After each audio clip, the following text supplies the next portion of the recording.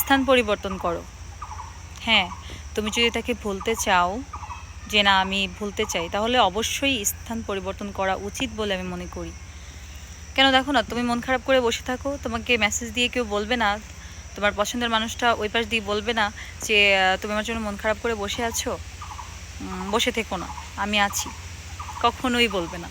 তোমার নিজের মন তোমার নিজেকেই ঠিক করতে হবে। আর স্থান পরিবর্তন করার কথা বললাম এই জন্য যে তুমি যদি একই স্থানে বসে, যেখানে বসে তার সাথে কথা বলতে টাইম স্পেন্ড করেছো, সুখের কথা বলেছো, দুঃখের কথা বলেছো, সেখানে বসেই যদি তুমি তাকে ভুলতে চাও, কখনোই ভুলতে পারবে না। সেখানে যখনই যাবা তখনই তার কথা মনে পড়বে, এটা স্বাভাবিক, এটা স্বাভাবিক। কিন্তু যারা মুভ অন করতে চাচ্ছ, যে না আমি মুভ অন করতে চাচ্ছি, সো স্থান চেঞ্জ করে ফেলো, যতই কষ্ট হোক স্থান চেঞ্জ করে ফেলো, সরে আসো স্থান থেকে, ওই জায়গাটা থেকে সরে আসো।